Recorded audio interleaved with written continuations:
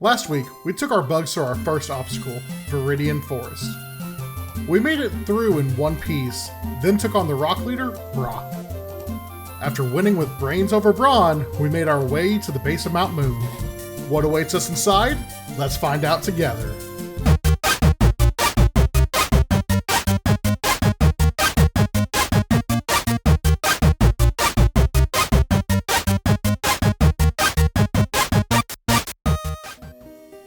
We start out in the Pokemon Center after a quick break. We know our team well at this point, and we know our next gym leader is the water type specialist, Misty. We need someone to help deal with her aquatic based attack. Maybe there's a new partner in Mount Moon.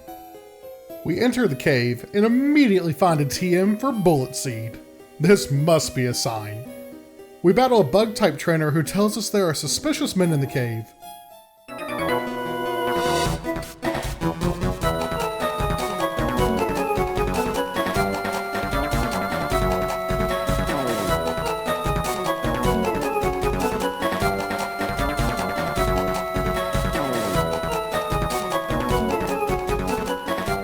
After beating him, he swears they're Team Rocket.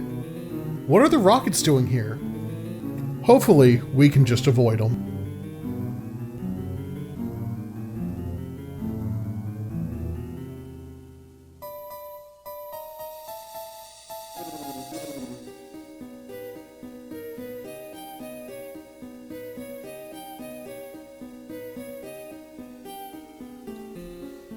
Pressing onward into the cave, we come to a ladder and descend deeper. As soon as we dismount the ladder, we are attacked by a Paris! Yes! This is exactly what we needed! We make a move to catch him and add a new member to our team.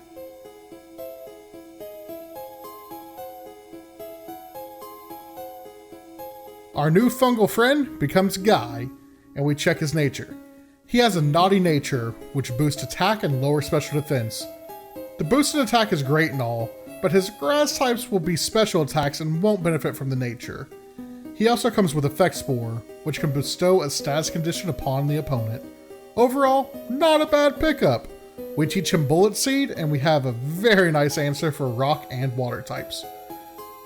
We switch Guy to the lead position and begin training.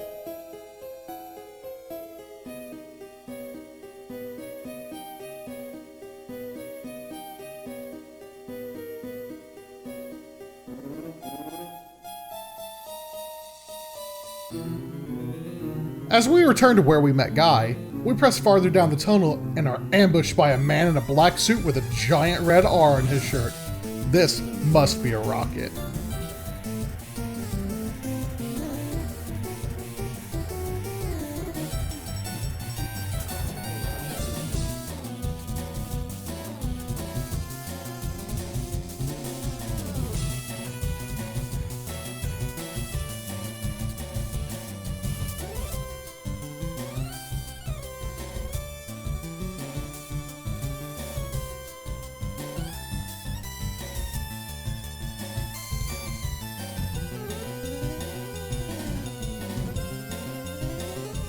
We battle and come out on top.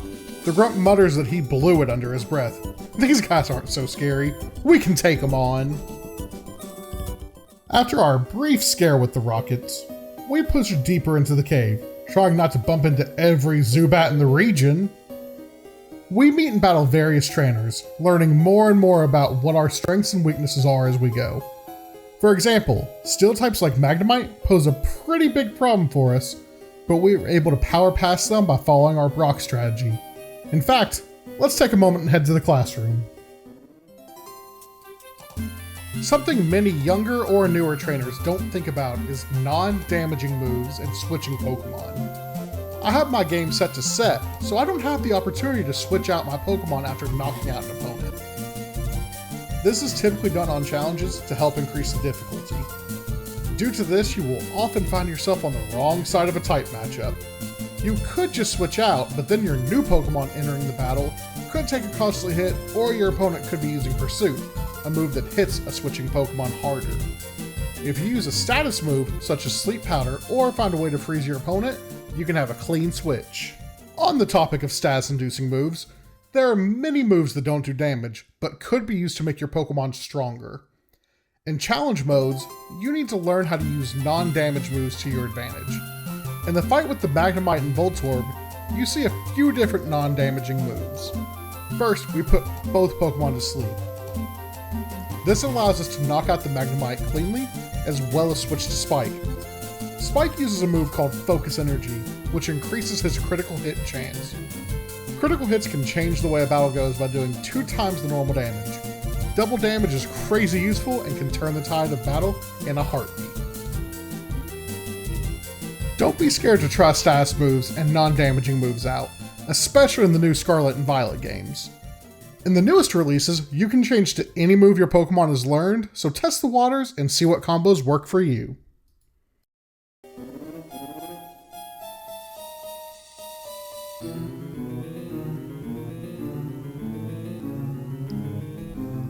After we fight the trainer with Magnemite, we are forced to heal and regather our composure. That battle was probably the most difficult so far. We have to make a plan for when things go sour. Right now, our main priority is to train up Guy and have him ready for combat. His unique typing and moveset will come in handy as we progress farther into the region.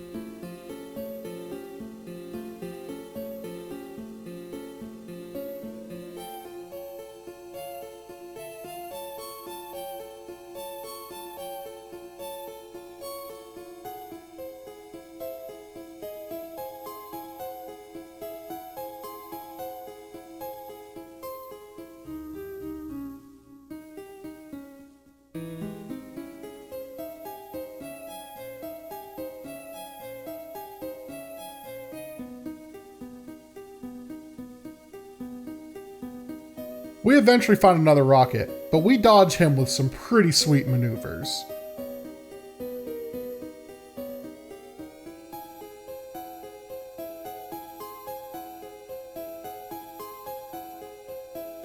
We heal Guy, then decide to fight the rocket after all.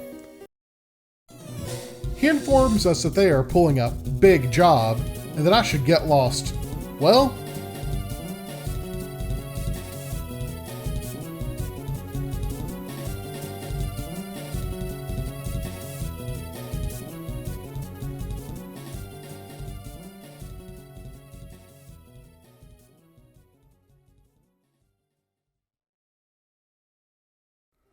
we knock his Pokemon out, and he acknowledges our skill.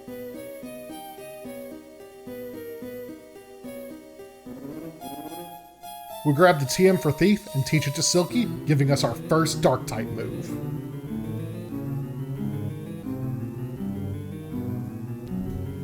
We move on, leaving the rocket grumbling about being beaten by a kid. So far, these rockets have not been impressive. We run into a few more trainers, including a youngster that gives us a little bit of trouble.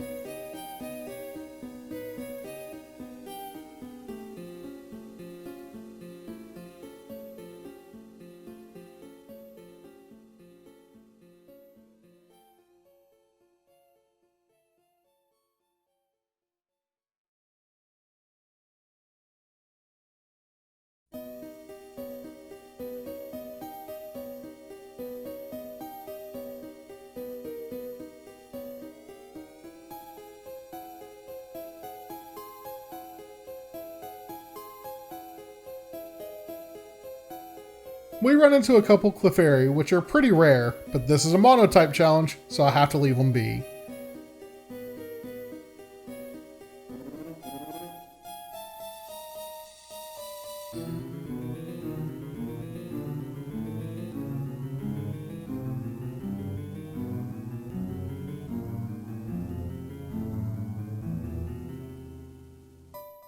As we get deeper into the cave, more and more rockets are blocking our exit. We are too deep to go back and heal, so we must make every battle and every move count.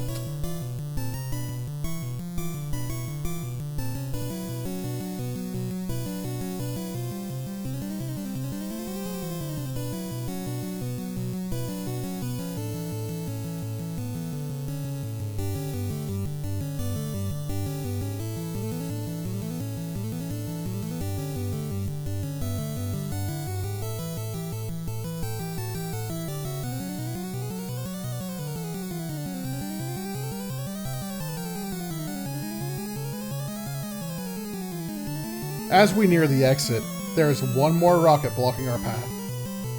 He lets us in on the plan. They want to find fossils and revive the Pokemon to use for their nefarious plots.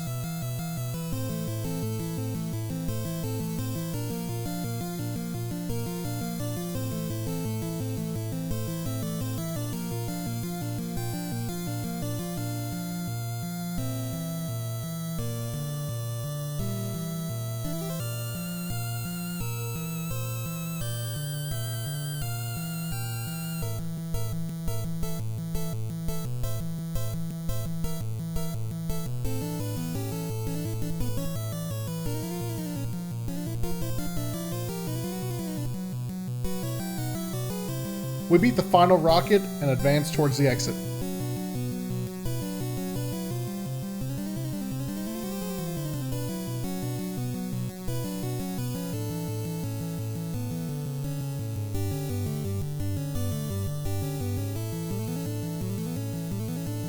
There's another trainer blocking our path, yelling at me about how those are his fossils.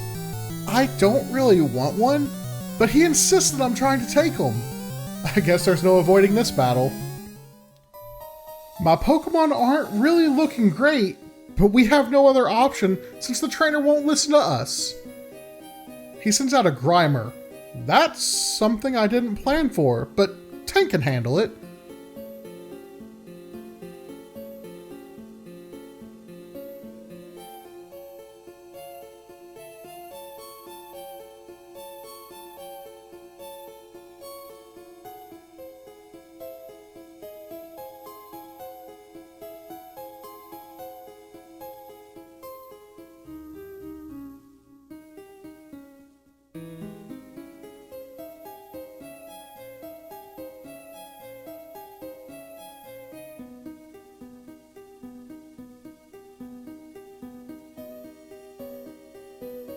We make short work of Grimer and move on to his next Pokemon, Voltorb. Back to the Brock strategy, now named Operation Night Night. Voltorb wakes up quick, but it's too late.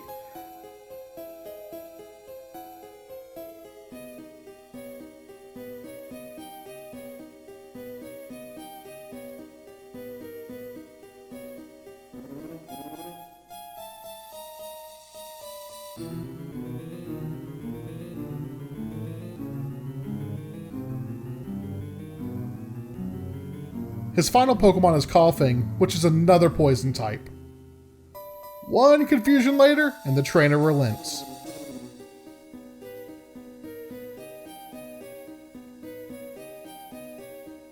He decides to share a fossil with me. I grab the Dome fossil, leaving the Mighty Helix fossil for him. He just needs it more than I do.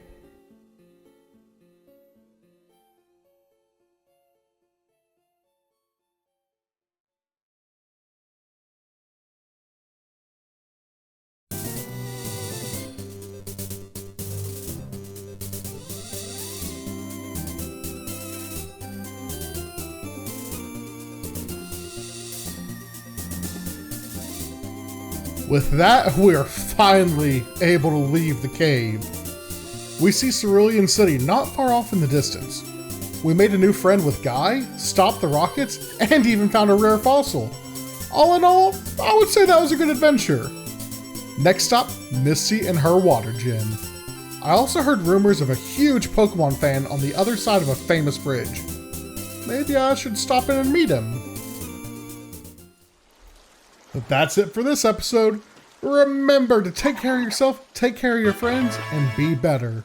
Next episode, we're gonna explore Cerulean City a little bit, see what there is to do. Thanks for watching.